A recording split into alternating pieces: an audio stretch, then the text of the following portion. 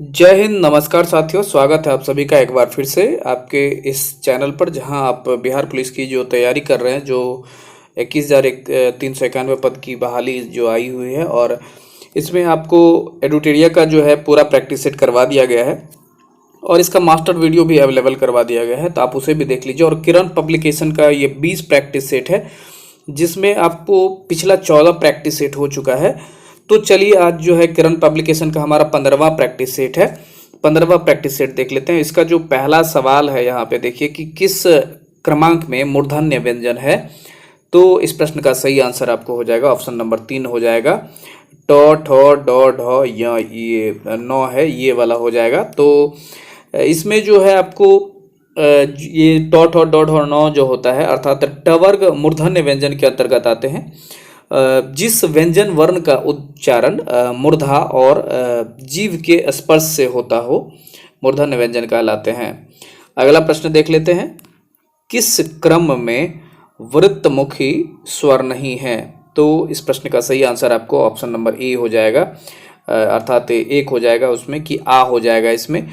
हिंदी व्याकरण में अभ्यांतर जो होता है, प्रयत्न के आधार पर स्वर्ण जो ध्वनियों को 4 वर्गों में रखा गया है। जैसे कि पहला है संवृत स्वर, जिसमें ई, दीर्घ ई, हर्षऊ और दुर्गु होता है। और इसमें इसी प्रकार से इसमें जो है अर्ध संवृत स्वर होते हैं, अर्ध विवृत स्वर होते हैं और विवृत स्वर होते हैं। जो विवृत स्वर होते हैं वो आपको आ इसमें आते हैं, जिसे वृतामुखी इसमें जो है, इसमें उदाहरण है कि आपको वृतामुखी स्वर के नहीं है, तो यही है आपको इसका आंसर हो जाएगा, वृतामुखी आपको यही हो जाएगा। और इसमें जो ये जो बाद बाकी आपको है औ, ओ और ये भी जो भी है आपको अलग अलग आपके, जिसके बारे में आपको बता दिया गया है कि ये सब सारे जो है आपको अर्ध संवृत स्वर इत्यादि हैं।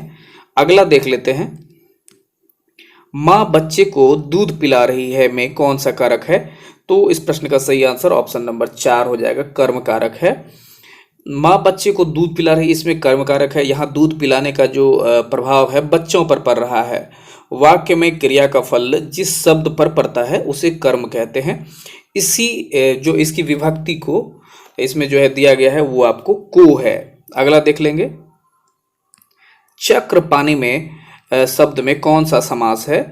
तो इस प्रश्न का सही आंसर आपके लिए हो जाएगा ऑप्शन नंबर 1 हो जाएगा, बहुव्रीहि समास। चक्र पानी का अगर विग्रह करते हैं तो वो हो जाएगा चक्र हो जिसके पानी में, अर्थात भगवान विष्णु, जिसमें इसमें जो है बहुव्रीहि समास ये आ जाएगा। बहुव्रीहि समास में आए हुए पदों को छोड़कर किसी अन्य पद की प्रधानता हो जाती है। तत्पुरुष और बहुव्रीहि में अंतर होता है कि जैसे तत्पुरुष में प्रथम पद द्वितीय पद का विशेषण होता है, जबकि बहुव्रीहि में प्रथम और द्वितीय दोनों पद मिलकर अपने से अलग किसी तीसरे के विशेषण होते हैं। जैसे पीत प्लस अंबर पीतांबर हो जाता है। कर्मधारय तत्पुरुष है जो पीत है, अंबर जिसका पीतांबर, तो इसमें ये अर्थात पीतांबर के बारे में ये आपको बहुव्रीहि हो जाता है। अगला प्रश्न देख लेते हैं। बहिरंग शब्द में कौन सी संधि है? तो इस प्रश्न का सही आंसर आपके लिए हो जाएगा ऑप्शन नंबर 3 हो जाएगा, इसमें विसर्ग संधि। बहि प्लस रंग, बहिरंग में विसर्ग संधि है और विसर्ग के साथ स्वर या व्यंजन के मेल से जो विकार होता है उसे विसर्ग संधि कहते हैं। जैसे धनु प्लस टंकार, धनुष टंकार हो जाता है। मनः प्लस रथ, अर्थात मनोरथ हो जाता है। अगला प्रश्न देख लेते हैं कि किस क्रम में वाक्य शुद्ध है? तो इस प्रश्न का सही आंसर आपके लिए हो जाएगा ऑप्शन नंबर 2 हो जाएगा। इसमें व्याकरण के बहुत मुद्दे चिंतनीय हैं। अगला प्रश्न देख लेते हैं। नैसर्गिक शब्द का पर्यायवाची नहीं है। तो इस प्रश्न का सही आंसर हो जाएगा आपको ऑप्शन नंबर 3 हो जाएगा, बनावटी। अगला प्रश्न देख लेते हैं। निम्नलिखित अंग्रेजी वाक्य का हिंदी में अनुवाद करें।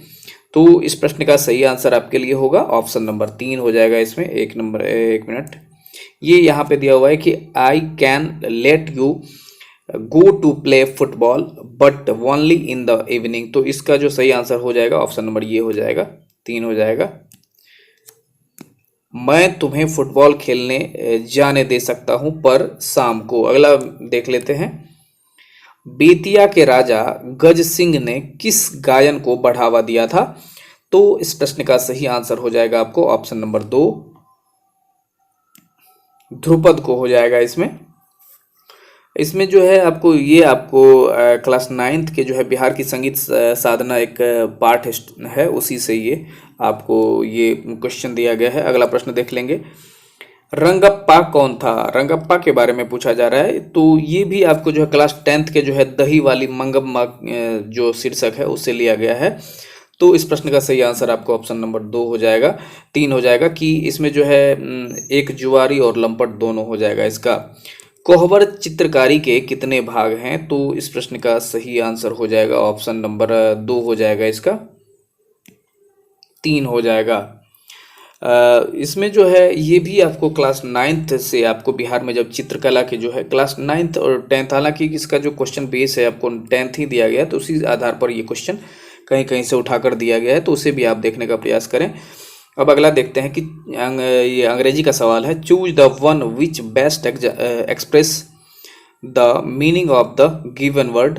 तो इसका जो बोल्ड रिलेटेड में इसका जो अपोजिट वर्ड ये जो विच best express the meaning of the, जो इसको व्यक्त कर सकता है उसके बारे में दिया गया है। तो इस प्रश्न का जो सही आंसर है आपको ऑप्शन नंबर 4 हो जाएगा, ये चैरिटेबल। इसमें जो बिनोवलेंट का इसमें मीनिंग हो जाता है कि ये परोपकारी सद्भावपूर्ण, तो इसी का ये मीनिंग ये दिया गया है, ये विशेषण के रूप में है चैरिटेबल। तो अगला देख लेते हैं कि given below are 4 sentence, you have to identify the sentence where and adverb modifies और डिस्क्राइब्स एन अदर एडवर्ब। तो इसमें जो इसका जो सही आंसर हो जाएगा आपको वह है ऑप्शन नंबर 3 हो जाएगा, इसको बी एंड डी हो जाएगा इसका। सीता रीड्स क्विट क्लियरली, तो इसके बाद जो है इसका ये डी नंबर भी है कि सीता रन्स क्विकली। अगला देख लेते हैं, इसमें दिया हुआ डायरेक्शन कैसे इसका ये करना है अंग्रेजी रूपांतरण। तो मैंने इस पुस्तक को 5 रुपये में खरीदा है, इसका ये देना है, एक तरह से ट्रांसलेशन है। तो इस प्रश्न का सही आंसर आपको ये हो जाएगा,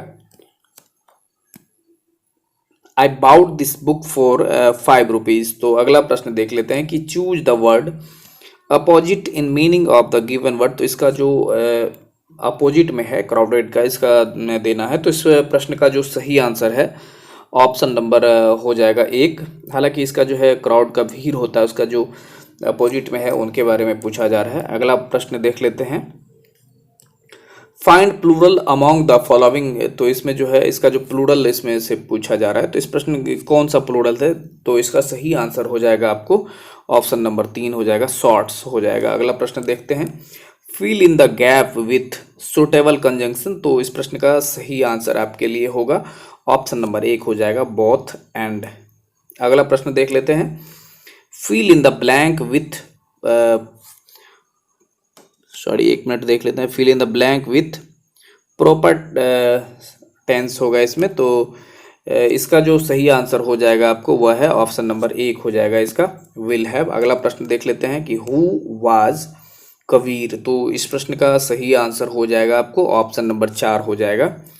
ये देखिए कि सेंट पोएट, भक्ति सेंट पोएट और डिस्किपल ऑफ रामानंद, ये जो है सारे इनके लिए सही है, क्योंकि Kabir was a bhakti saint poet who lived in Varanasi and was a disciple of Ramanand, अर्थात ये रामानंद के शिष्य थे और ये संत थे, और भक्ति संत कवि थे और ये रामानंद के शिष्य थे। ये तीनों इनके लिए सही है। अगला देख लेते हैं कि what is the meaning of, एक मिनट, इसमें जो यहाँ पे थोड़ा सा ये मिस है वर्ड, तो इसमें जो यूज्ड इन द चैप्टर इसका जो दिया हुआ है, तो इस प्रश्न का जो यहाँ पर सही आंसर हो जाएगा आपको ऑप्शन नंबर सैनिकिज्म में इसमें दिया हुआ है, तो ऑप्शन नंबर इसका 4 हो जाएगा। ये है आपको सैनिकिज्म इज जो है the feeling of distrust of that somethings is not going to work out well. तो इसके बारे में ये होता है मीनिंग इसका, साइनिज्म का मीनिंग वही होता है। अगला प्रश्न देख लेते हैं कि सोशल साइंस का ये है, भारत छोड़ो आंदोलन के समय वायसराय कौन था? तो इसमें जो पूछा गया है कि भारत छोड़ो आंदोलन के समय, तो भारत छोड़ो सबसे पहले आपको जानना होगा कि हुआ कब था। तो ये जो है हमारा भारत छोड़ो आंदोलन, जब हमारी आज़ादी की लड़ाई चरम सीमा पर पहुंच गई थी, तो 9 अगस्त 1942 को गांधी जी के आह्वान पर समूचे देश में एक साथ आरंभ हुआ था। उस समय जो है हमारे भारत के वायसराय लॉर्ड लिनलिथगो थे। तो इस प्रश्न का सही आंसर ऑप्शन नंबर 3 हो जाएगा। इसमें से किसे जो है भारतीय नव जागरण का जनक कहा जाता है? तो इस प्रश्न का सही आंसर हो जाएगा ऑप्शन नंबर 4, राजा राम मोहन राय को। राजा राम मोहन राय का जन्म बंगाल के एक ब्राह्मण परिवार में हुआ था और इनके द्वारा जो है 1828 ईस्वी में ब्रह्म सभा की स्थापना की जाती है और ब्रह्म समाज जिसे कहते हैं। और राजा राम मोहन राय एक धर्म सुधारक एवं समाज सुधारक के रूप में जाने गए और इसी को जो है भारतीय नवजागरण का जनक कहा जाता है। अगला प्रश्न देख लेते हैं कि भारत सरकार अधिनियम 1935 को दास्ता का नया घोषणा पत्र किसने कहा था? तो इस प्रश्न का जो सही आंसर होगा आपके लिए वह है ऑप्शन नंबर 3 हो जाएगा, पंडित जवाहरलाल नेहरू। जब 1935 का भारत सरकार का अधिनियम आया था तो उसे बहुत सारे लोगों ने अलग अलग चीज बोला। तो इसमें जो है नेहरू जी के द्वारा जब 1936 का जब ये भारतीय राष्ट्रीय कांग्रेस का जो है, हालांकि 37 में ये अधिवेशन हुआ था, फैजपुर का अधिवेशन, जो गांव में एक अधिवेशन हुआ था, उसमें कांग्रेस के अध्यक्ष के रूप में जवाहरलाल नेहरू के द्वारा जो है भारत सरकार अधिनियम 1935 की आलोचना करते हुए इसे दास्ता का घोषणा पत्र करार दिया गया और उन्होंने कहा कि कांग्रेस इस अधिनियम के मुकाबला करने के और इसे खत्म करने के लिए विधानमंडलों में जा रहा था। अगला इसमें देख लेते हैं, काजू की फसल पर एंडोसल्फान के छिड़काव के फलस्वरूप महाविपदा के स्तर तक प्रदूषण हो गया था डैश में। तो इस प्रश्न का सही आंसर है आपको ऑप्शन नंबर 1 हो जाएगा, केरल में। केरल में एंडोसल्फन के इस्तेमाल से, जो एंडोसल्फान होता है जो काजू पर किया जाता है, इसके इस्तेमाल से कसारगोड में कई 100 लोगों में जो है लोगों के दिमाग में खराबी आने के सबूत मिले और इसी आधार पर राज्य में इसके जो है इस्तेमाल पर प्रतिबंध लगाया गया और इस नाशक को 1950 में पेश किया गया था। इसका सब्जियों, फलों, धान, कपास, काजू, चाय, कॉफ़ी और तंबाकू जैसी 70 फसलों में इस्तेमाल होता है अभी भी। तो इसको जो है वहाँ पे रोक लगा दिया गया था। बढ़ते हैं अगले प्रश्न की ओर। फंक्शनल प्रायोजी राजस्व संबंधित है किनसे? तो इस प्रश्न का जो सही आंसर है आपको ऑप्शन नंबर 4 हो जाएगा, इसको अब्बा पी लर्नर से। अर्थशास्त्र में प्रायोजन मूलक राजस्व अब्बा पी लर्नर द्वारा प्रतिपादित सिद्धांत है जो प्रभावी मांग सिद्धांत पर आधारित है। इस सिद्धांत के अनुसार सरकार को व्यापार चक्र नियंत्रित करने, पूर्ण रोजगार प्राप्त करने, विकास सुनिश्चित करने और मुद्रास्फीति को कम करने जैसे लक्ष्यों की प्राप्ति हेतु खुद का विश्लेषण करना चाहिए, ये वित्त पोषण करना चाहिए, ये इसमें बताया गया है। अगला प्रश्न देखते हैं कि किस संवैधानिक संशोधन द्वारा मतदान की आयु को 21 वर्ष से घटाकर 18 वर्ष कर दिया गया था? तो इस प्रश्न का सही आंसर आपके लिए हो जाएगा ऑप्शन नंबर 3, 61वीं संविधान संशोधन के द्वारा। हमारा जो है 1988 के द्वारा जो है लोकसभा और राज्यसभा की विधानसभाओं के जो चुनाव में मतदान करने की आयु 21 वर्ष से घटाकर 18 वर्ष कर दी गई थी और भारतीय संविधान के अनुच्छेद 326 में संशोधन करते हुए ऐसा किया गया।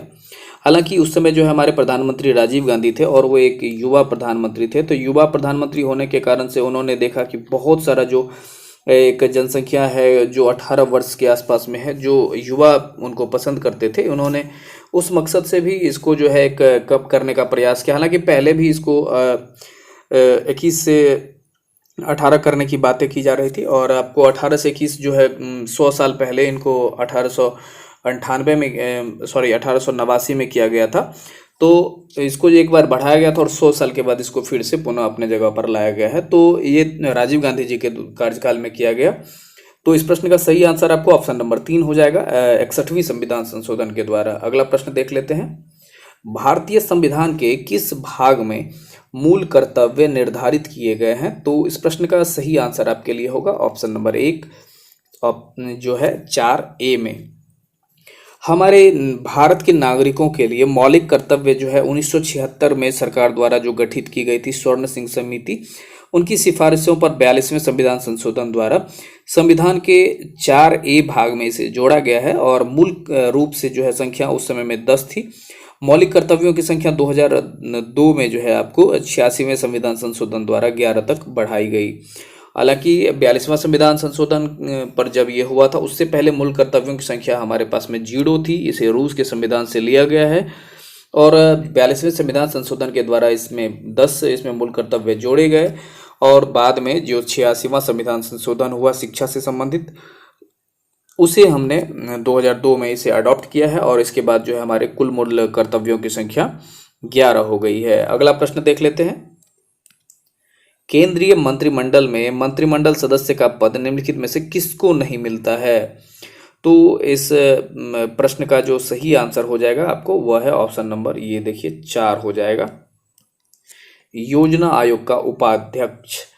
इसमें जो है आपको प्रधानमंत्री इसमें जो है योजना आयोग के पदेन अध्यक्ष होते हैं और इसके साथ साथ में जो है योजना आयोग के एक नामजद इसमें जो है आपको उपाध्यक्ष भी होता है जिसका रैंक कैबिनेट मंत्री के बराबर होता है। वर्तमान में जो है आपको हालांकि इसमें जो है कौन है इसके योजना आयोग के उपाध्यक्ष, इसके बारे में आप लोग कमेंट बॉक्स में लिख के बताइए कि वर्तमान में हमारे योजना आयोग के उपाध्यक्ष कौन है। हमारे योजना आयोग के अध्यक्ष जो हैं वो तो श्री नरेंद्र मोदी हैं और उपाध्यक्ष कौन है इसके बारे में आप लोग कमेंट बॉक्स में लिखिए। अगला प्रश्न देख लेते हैं। वर्ष डैश में बर्मा डैश स्वतंत्र संप्रभु गणराज्य बन गया था? तो इस प्रश्न का सही आंसर है ऑप्शन नंबर 2 ये हो जाएगा 1948 ईस्वी में। इसमें एक्चुअली में हुआ था, हालांकि यहाँ देखिएगा कि उल्टा दिया हुआ है, ये 1 हो जाएगा, ये 2 है, 3 और ये 4 है, तो ये 2 नंबर यहाँ ये वाला आंसर होगा। तो इसमें हुआ क्या था कि 19वीं शताब्दी में जो है 3 एंग्लो बर्मी युद्धों के बाद जो है अंग्रेजों ने बर्मा का प्रशासन अपने हाथ में लिया था और 4 जनवरी 1948 को बर्मा इंडिपेंडेंस एक्ट 1947 की शर्तों के तहत बर्मा, जिसे अब म्यांमार के रूप में जाना जाता है, को ब्रिटेन से आज़ादी मिल गई। नए देश का नाम बर्मा यूनियन रखा गया जिसमें साओ स्वेथिक इसके पहले राष्ट्रपति और यूनू इसके पहले प्रधानमंत्री बने थे। अगला प्रश्न देख लेंगे। हीरकों के दाम जल से अधिक होता है क्योंकि? तो इस प्रश्न का सही आंसर है ऑप्शन नंबर 2, क्रेताओं के लिए उसकी सीमांत उपयोगिता जल से अधिक होती है। पानी के उपभोग से प्राप्त कुल उपयोगिता हीरों के उपभोग से प्राप्त कुल उपभोगिता होती है उससे अधिक होती है, परंतु पानी की कीमत हीरों की कीमत से बहुत कम होती है। इसी स्थिति को मूल्य का विरोधाभास अथवा हीरा पानी विरोधाभास कहा जाता है। एडम स्मिथ के द्वारा इस विरोधाभास को विकसित किया गया था और इस विरोधाभास की व्याख्या जेम्स के द्वारा की गई और उनके अनुसार किसी वस्तु की कीमत कुल उपयोगिता के स्थान पर सीमांत उपयोगिता द्वारा निर्धारित होती है। इस संदर्भ में हीरों से प्राप्त होने वाली कुल उपयोगिता बेशक कम होती है क्योंकि उपभोक्ता सापेक्षतया इन्हें कम खरीदते हैं, फिर भी हीरों की सीमांत उपयोगिता ऊंची व धनात्मक रहती है। इसी कारण हीरों की कीमत बहुत अधिक होती है। अगला प्रश्न देख लेंगे। ब्राजील धारा के पूर्व की ओर चलते रहने को क्या कहते हैं? इसमें देखिए कि ब्राजील धारा के पूर्व की ओर चलते रहने को क्या कहते हैं? तो इस प्रश्न का सही आंसर है ऑप्शन नंबर 1 हो जाएगा, दक्षिण अटलांटिक अपवाह हो जाएगा। तीव्रगामी पछुआ पवनों के प्रभाव से ब्राजील धारा तथा फॉकलैंड धारा का संयुक्त जो है पश्चिम से पूर्व की ओर ड्रिफ्ट के रूप में बहने लगता है। इसे दक्षिणी अटलांटिक महासागर या ड्रिफ्ट कहते हैं, अर्थात ये अपवाह कहते हैं। अगला प्रश्न देख लेते हैं। बुद्ध के प्रथम प्रवचन को क्या कहा जाता है? तो इस प्रश्न का सही आंसर आपके लिए होगा ऑप्शन नंबर हो जाएगा, इसमें देखिए ये है धम्मचक्र पवतन सूत्र। इसमें धर्मचक्र परिवर्तन भी रहेगा और ये उससे रिलेटेड है, तो आप यहाँ पे महापरिनिर्वाण उनके जो है मृत्यु से संबंधित है। तो इसमें जो है बौद्ध गया से चलकर जब महात्मा बुद्ध सारनाथ पहुंचे और वहाँ उन्होंने पूर्व काल अपने 5 साथियों को उपदेश देकर अपना सारनाथ में उन्होंने जो है बौद्ध परंपरा में यह उपदेश धर्मचक्र परिवर्तन के नाम से भी विख्यात है।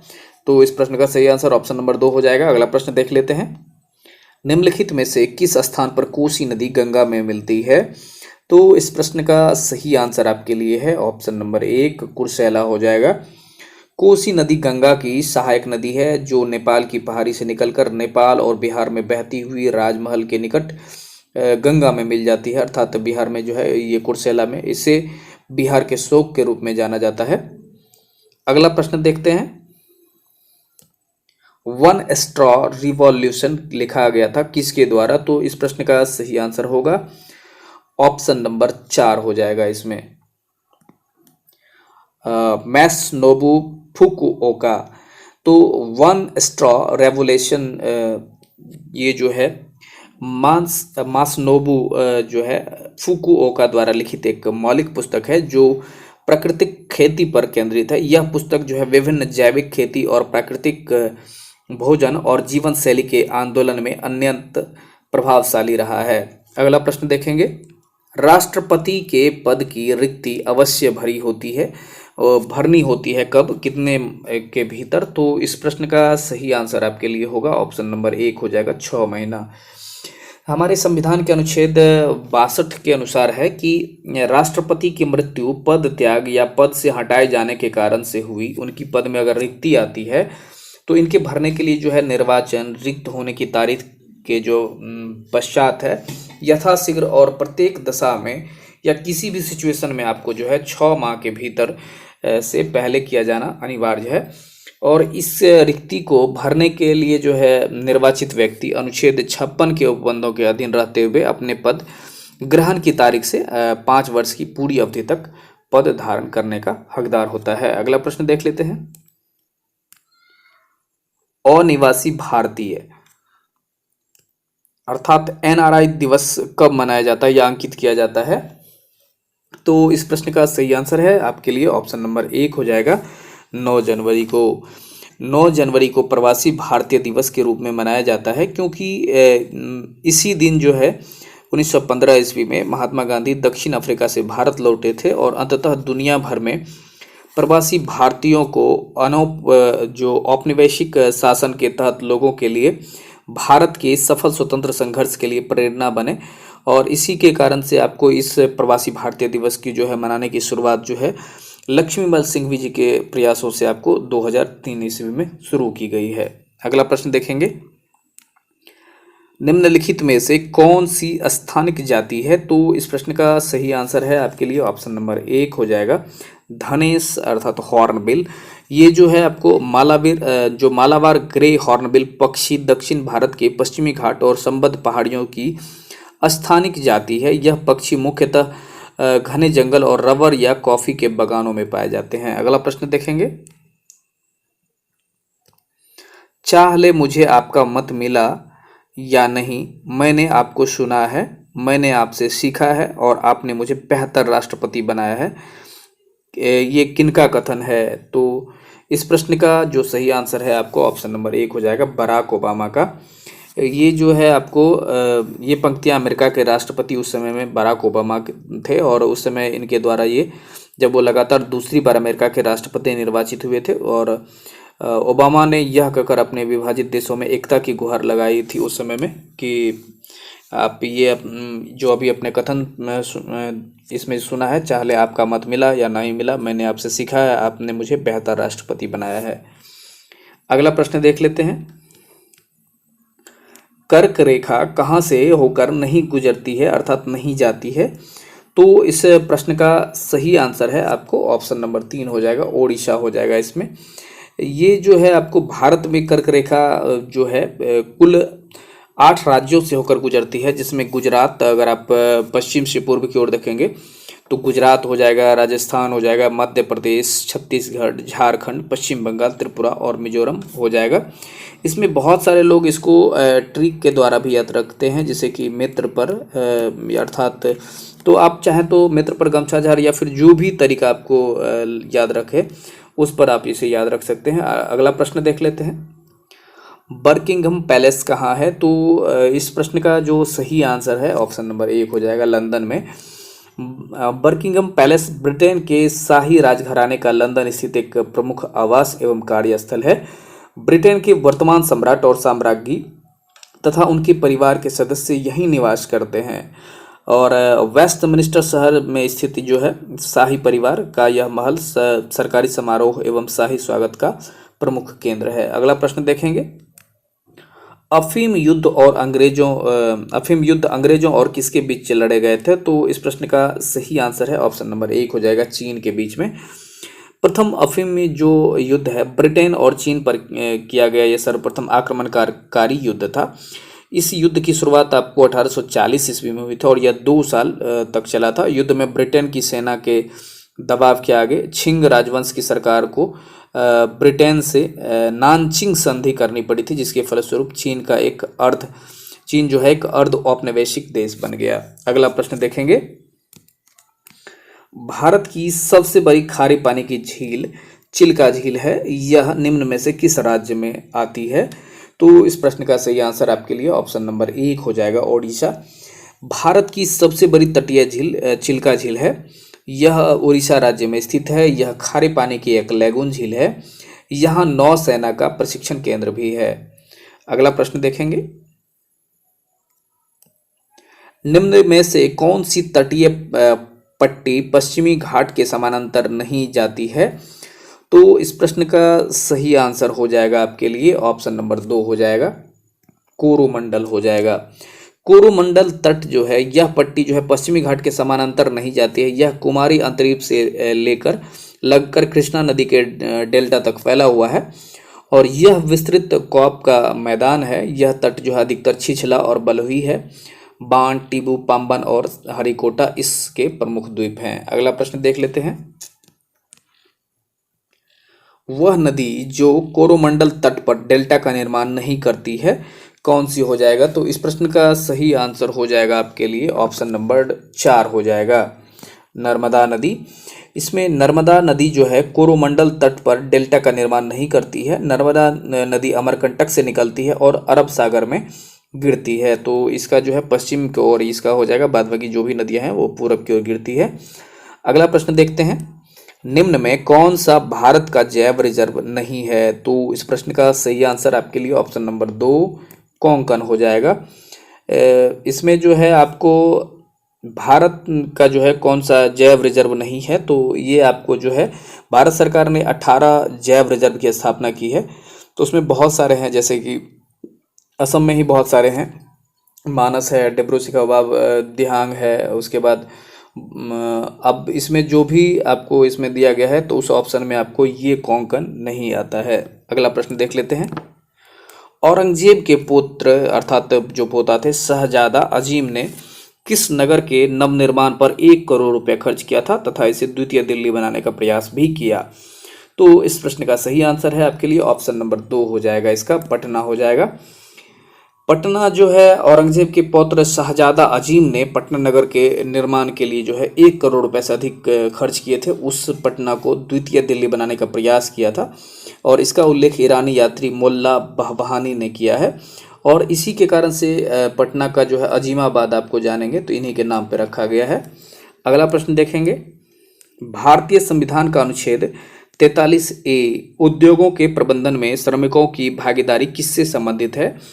तो इस प्रश्न का सही आंसर होगा ऑप्शन नंबर 3 हो जाएगा, राज्य के नीति निर्देशक सिद्धांत के अनुसार से ये होगा, डीपीएसपी का पार्ट है। अनुच्छेद 43A जो है भारतीय संविधान के भाग 4 के अंतर्गत राज्य के नीति निर्देशक तत्व जो हमारे आयरलैंड के संविधान से लिया गया है, इसका अनुच्छेद 36 से 51 तक जो है इसी के अंतर्गत ये आते हैं और इसी से ये संबंधित है। इसके अंतर्गत क्या होता है कि किसी राज्य के किसी भी उद्योग में लगे उपक्रमों, प्रतिष्ठानों या अन्य संगठनों के प्रबंधन में श्रमिकों की भागीदारी को सुरक्षित करने के लिए उपर्युक्त विधि द्वारा या किसी अन्य तरीके से कार्रवाई करने का प्रयास करेगा। चलिए बढ़ते हैं अगले प्रश्न की ओर। अगला प्रश्न देख लेते हैं। अगला प्रश्न हो जाएगा हमारा, एक मिनट, हिमालय का कौन सा शिखर भारत के अंतर्गत आता है? तो ये इसमें एक ही शिखर है जो भारत के अंतर्गत आएगा और जो है और वो आपको दूसरे के अंतर्गत अर्थात नेपाल या फिर चीन का पार्ट्स हो जाएगा। तो उसी के बारे में इसमें दिया गया कौन सा पार्ट हमारे भारत के अंतर्गत है। तो इस प्रश्न का सही आंसर आपको ऑप्शन नंबर 4 हो जाएगा, कंचनजंगा। कंचनजंगा जो जिसकी ऊंचाई जो है 8598 मीटर है, सिक्किम और नेपाल सीमा पर अवस्थित है और यह पर्वत भारत और तिब्बत के बीच जल विभाजक के बहुत अधिक दक्षिण की ओर स्थित है। इस अतः इससे जो निकलने वाली नदियां हैं भारत के मैदान में बहती हैं। अगला प्रश्न देख लेते हैं कि किसने संपत्ति निष्कासन के सिद्धांत की वकालत की। तो इस प्रश्न का सही आंसर आपके लिए है ऑप्शन नंबर 2 हो जाएगा, दादा भाई नौरोजी के द्वारा। दादा भाई नौरोजी ने अपनी पुस्तक poverty and the un British rule in India के द्वारा जो धन बहिर्गम का सिद्धांत या कह सकते हैं कि संपत्ति निष्कासन के सिद्धांत की वकालत की है। अगला प्रश्न देख लेंगे कि अगला प्रश्न है हमारा, भारत में जब पहली भारतीय रेलगाड़ी सेवा का आरंभ हुआ तब भारत का गवर्नर जनरल कौन था। तो इस प्रश्न का सही आंसर ऑप्शन नंबर 2 हो जाएगा, लॉर्ड डलहौजी। लॉर्ड डलहौजी को भारत में रेलवे का जनक माना जाता है। इन्हीं के समय भारत में जो है पहली बार 16 अप्रैल 1853 को मुंबई से जो है थाने तक जो है 34 किलोमीटर की प्रथम रेल चलाई गई थी। लॉर्ड डलहौजी को डॉक्ट्रिन ऑफ लैप्स के लिए अर्थात जो है राज्य हड़प नीति के लिए विशेष तौर पर जाना जाता है। अगला प्रश्न देखेंगे, भारतीय राष्ट्रीय कांग्रेस की स्थापना वर्ष डैश में हुई थी। तो इस प्रश्न का सही आंसर है आपके लिए ऑप्शन नंबर 2, 1885 ईस्वी में। भारतीय राष्ट्रीय कांग्रेस की स्थापना 1885 ईस्वी में हुई थी और इसकी स्थापना जो है भारतीय राष्ट्रीय संघ के नाम से हुई थी। बाद में दादा भाई नौरोजी के सुझाव पर इसे भारतीय राष्ट्रीय कांग्रेस कर दिया गया। इसकी संस्थापना जो है या फिर इसके जो संस्थापक का श्रेय है आपको, वो आपको ए.ओ. ह्यूम जो आपको एक असैनिक सेवा अर्थात एक अधिकारी थे जिसे हर्मिट ऑफ शिमला के नाम से हम लोग जानते हैं, वो आपको इनके कांग्रेस के संस्थापक थे। और उस समय जिस समय भारतीय राष्ट्रीय कांग्रेस की स्थापना हुई और उस समय जो हमारे भारत के वायसराय थे लॉर्ड डफरिन थे और भारतीय राष्ट्रीय कांग्रेस के पहले अध्यक्ष आपको W.C. बैनर्जी हो जाते हैं। अगला प्रश्न देख लेंगे, M.K. गांधी के राजनीतिक गुरु कौन थे अर्थात मोहनदास करमचंद गांधी अर्थात महात्मा गांधी के राजनीतिक गुरु कौन थे। तो इस प्रश्न का सही आंसर आपके लिए है ऑप्शन नंबर 3, गोपाल कृष्ण गोखले। महात्मा गांधी के राजनीतिक गुरु गोपाल कृष्ण गोखले थे। ये आपको सर्वेंट्स ऑफ इंडिया सोसाइटी के संस्थापक भी थे। अगला प्रश्न देखते हैं, वे सिख गुरु जिन्होंने 1699 में आनंदपुर साहिब में खालसा की स्थापना की कौन थे। तो इस प्रश्न का सही आंसर होगा आपके लिए ऑप्शन नंबर 2, गुरु गोविंद सिंह। गुरु गोविंद सिंह सिखों के 10वें और अंतिम गुरु थे और इनके द्वारा जो है खालसा पंथ की स्थापना कर सिख शक्ति की स्थापना की गई। अगला प्रश्न देख लेते हैं, तराइन की प्रथम लड़ाई किनके मध्य लड़ी गई थी। तो इस प्रश्न का सही आंसर आपके लिए है ऑप्शन नंबर 1 हो जाएगा, पृथ्वीराज चौहान और मोहम्मद गौरी। तराइन का प्रथम एवं द्वितीय दोनों इन दोनों के बीच में ही होता है और तराइन का प्रथम युद्ध जो है पृथ्वीराज चौहान की इसमें जीत होती है और मोहम्मद गौरी की हार हो जाती है। लेकिन दूसरे युद्ध में जो है तराइन के द्वितीय युद्ध में मोहम्मद गौरी की जीत और पृथ्वीराज चौहान की हार हो जाती है। अगला प्रश्न देखेंगे, कौन सा प्राचीन भारतीय ग्रंथ दार्शनिक ग्रंथ के नाम से जाना जाता है या माना जाता है उसे। तो इस प्रश्न का सही आंसर है ऑप्शन नंबर 3 हो जाएगा, उपनिषद हो जाएगा। उपनिषद को दार्शनिक ग्रंथ माना जाता है। इसमें दार्शनिक भावों का वर्णन किया गया है जिसके कारण से इसे दार्शनिक ग्रंथ के रूप में हम लोग मानते हैं। अगला प्रश्न देख लेते हैं, कौन सा फिल्मकार कलाकार जो है बिहार से संबंधित नहीं है। तो इस प्रश्न का सही आंसर आपके का हो जाएगा ऑप्शन नंबर 4, पवन कल्याण। पवन कल्याण जो है बिहार के कलाकार नहीं है, बाद में कि जो भी है आपको बिहार के हैं। पवन कल्याण जो है आपको ये आपको हैदराबाद के हैं। बाकी जो भी है शत्रुघ्न सिन्हा, मनोज वाजपेयी, शेखर सुमन बिहार के कलाकार हैं। शत्रुघ्न सिन्हा आपको पटना से हैं, मनोज वाजपेयी पश्चिम चंपारण के नरकटियागंज से हैं, भितरवा गांव उनका गांव पड़ता है। और उसके बाद ये मनोज वाजपेयी की जो इम्पोर्टेंट फिल्में हैं वो आपको सत्यासूल, आरक्षण इत्यादि हैं। तो शेखर सुमन जो है ये भी आपको बिहार से ही हैं। तो अगला प्रश्न देखते हैं, बिहार के इन राज्यपालों का सही क्रम।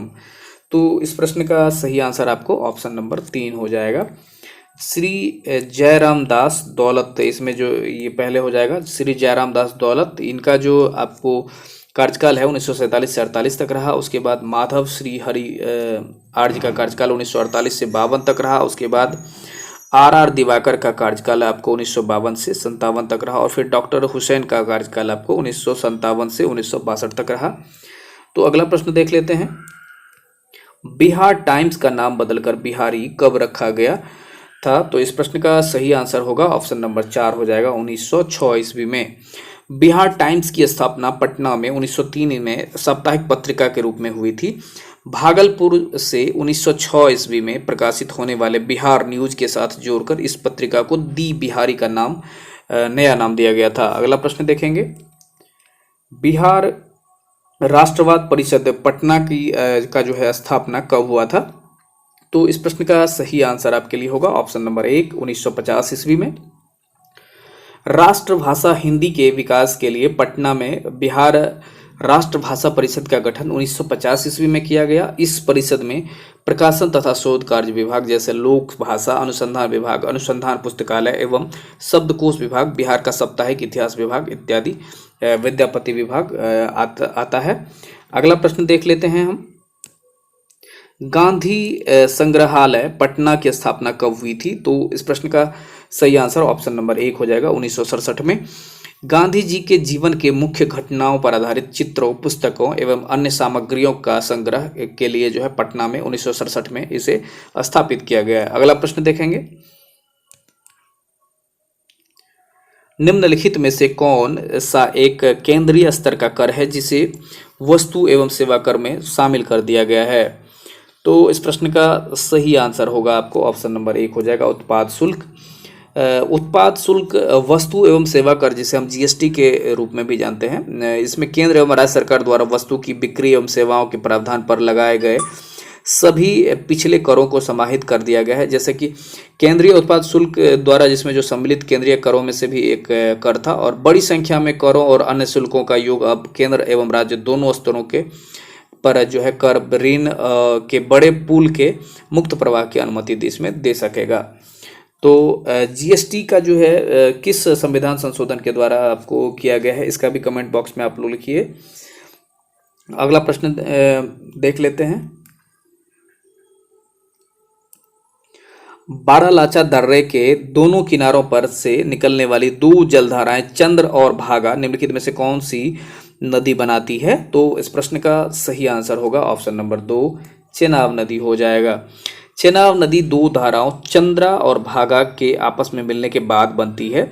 चंद्रा और भागा हिमाचल प्रदेश में लाहौल और स्पीति घाटी के हिमालयी छावनी में क्रमशः बारालाचा दर्रे के दक्षिण पश्चिमी और उत्तरी पश्चिमी हिस्से से निकलती है, और चिनाब नदी बनाने से पहले वे 2286 मीटर की ऊंचाई पर टांडी में मिलती है।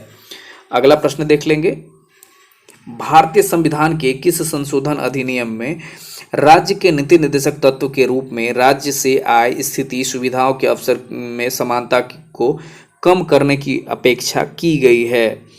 तो इस प्रश्न का सही आंसर आपको ऑप्शन नंबर 1 हो जाएगा, 44वें संविधान संशोधन के द्वारा, जो कि 42वें संविधान संशोधन की कुछ कमियों को दूर करने और भारतीय जो उस समय में पहली बार जो गैर कांग्रेसी सरकार बनी जनता पार्टी की सरकार, तो उसमें आपको 1978 में जो है ये आपको अनुच्छेद 38 के खंड 2 में जोड़ा गया कि आय में जो असमानताओं को कम करने का ये निर्देश दिया गया है, और यह जो है न केवल व्यक्तियों के बीच बल्कि विभिन्न क्षेत्रों में रहने वाले विभिन्न व्यवसायों में लगे लोगों के समूहों के बीच की भी स्थिति, सुविधाओं और अवसरों में असमानताओं को समाप्त करने के लिए राज्य से आह्वान करता है।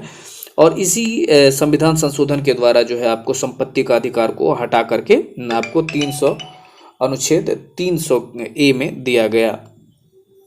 अगला प्रश्न देख लेते हैं।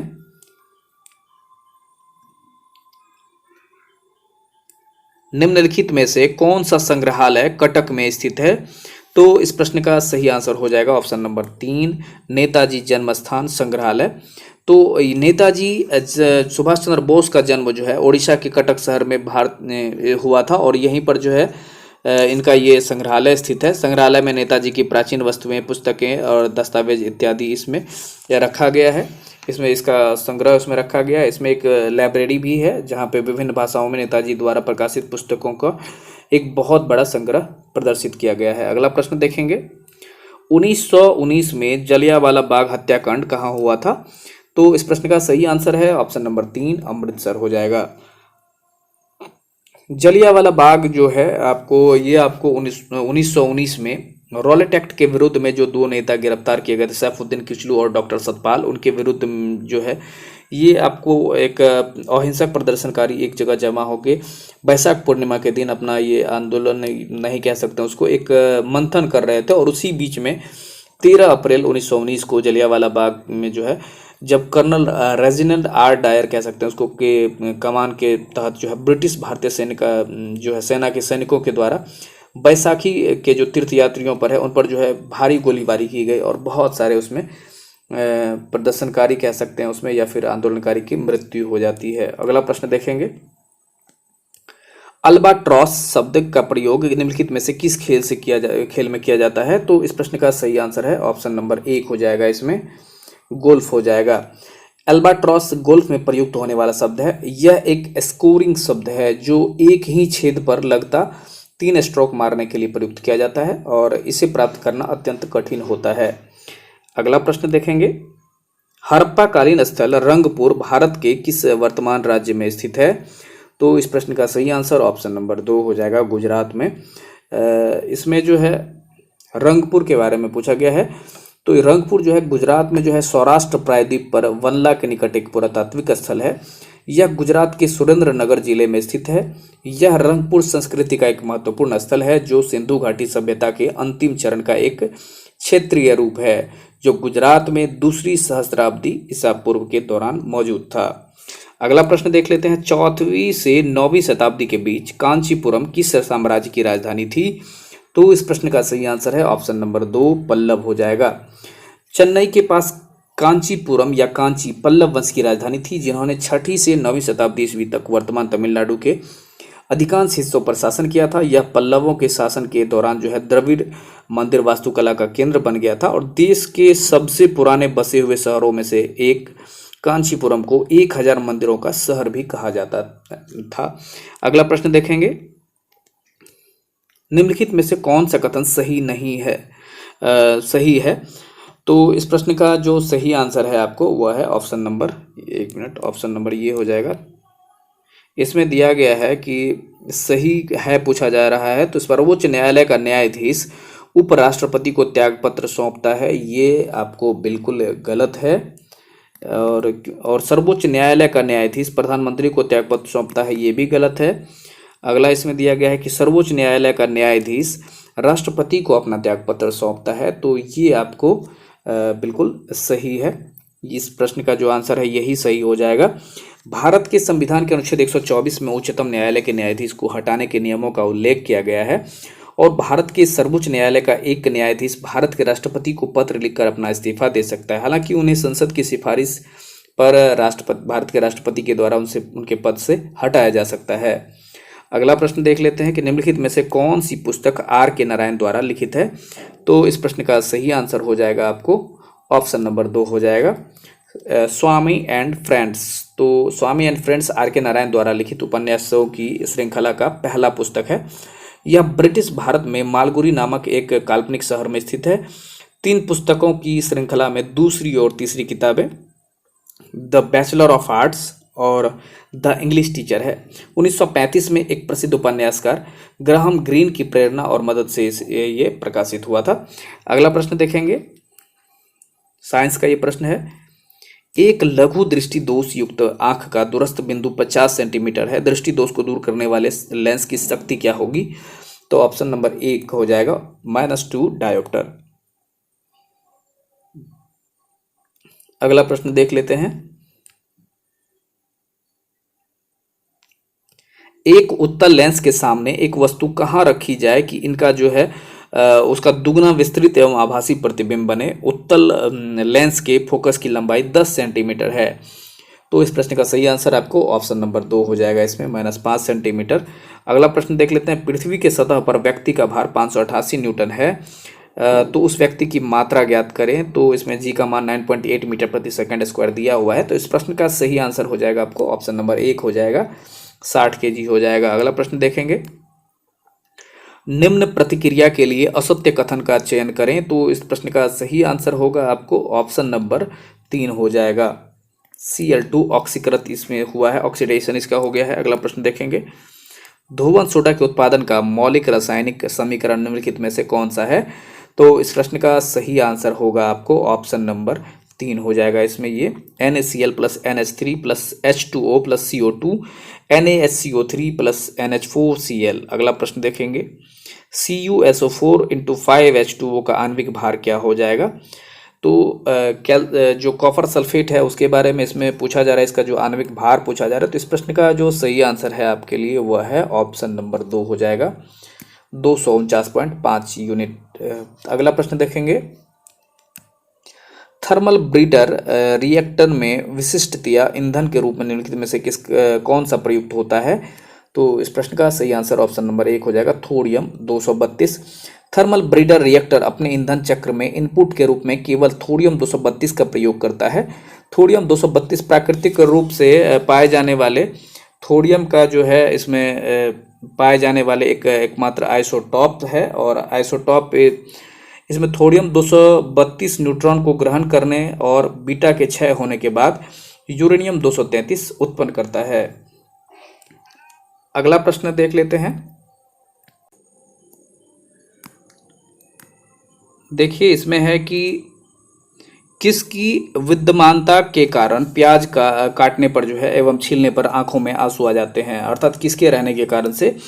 तो इस प्रश्न का सही आंसर आपके लिए होगा ऑप्शन नंबर 1 हो जाएगा, कोशिकाओं में सल्फर की विद्यमानता के कारण से।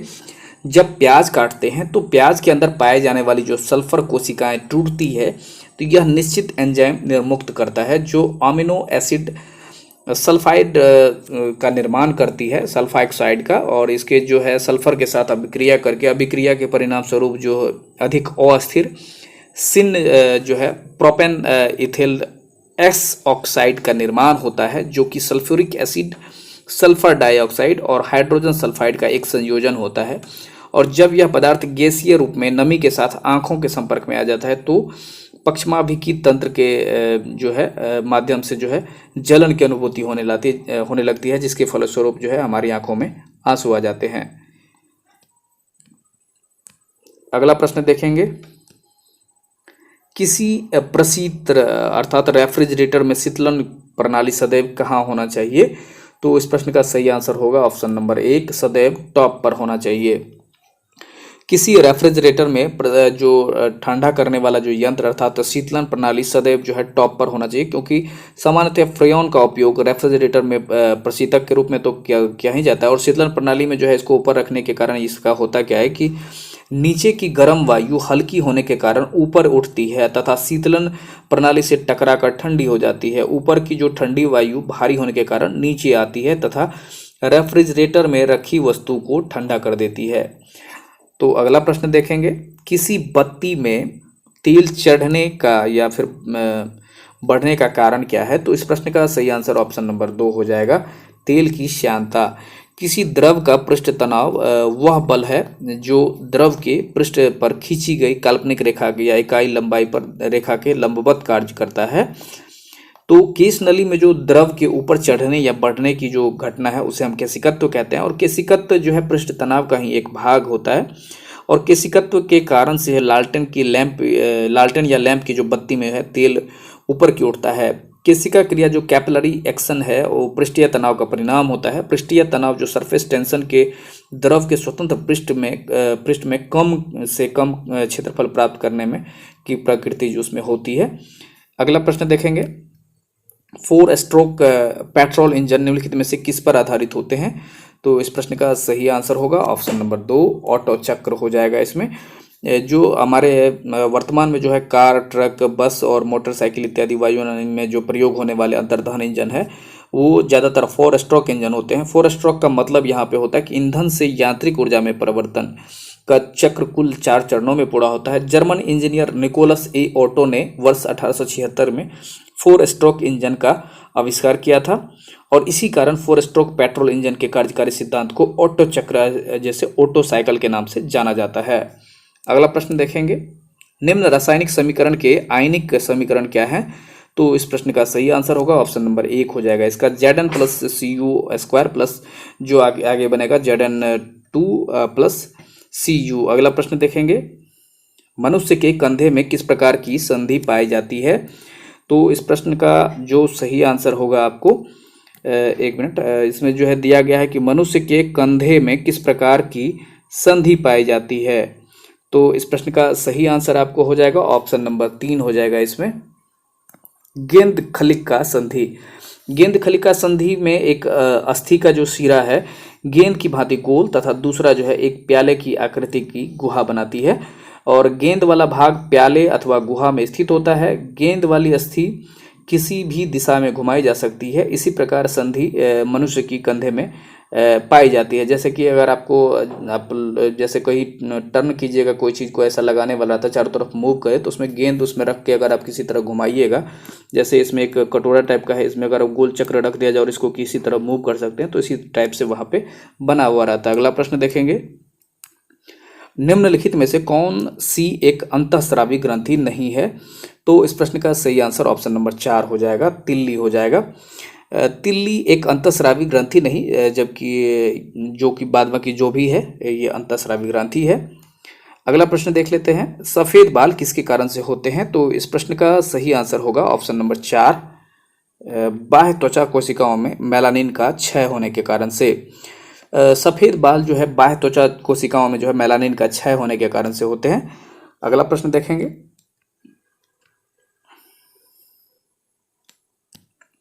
हमारे शरीर में रोगजनकों के विरुद्ध प्रतिरक्षी कहाँ बनते हैं। तो इस प्रश्न का सही आंसर है ऑप्शन नंबर 4 हो जाएगा इसमें, लसिकानुओं द्वारा थाइमस में जो हमारे शरीर में रोगजनक के विरुद्ध जो है प्रतिरक्षी लसिकानुओं के द्वारा जो थाइमस में बनते हैं। अगला प्रश्न देखेंगे, तांबा का एक वलय एक स्थान पर कटा हुआ है ताकि यह पूर्ण छल्ला न बन सके, तो इसे क्षैतिज अवस्था में रखा गया है। एक दंड चुंबक है जिसकी लंबाई छल्ले के अक्ष के अनुदिश है, गिराया जाता है, गिरते हुए चुंबक का त्वरण क्या होगा, ये से दिखाया गया है इसमें चित्र में।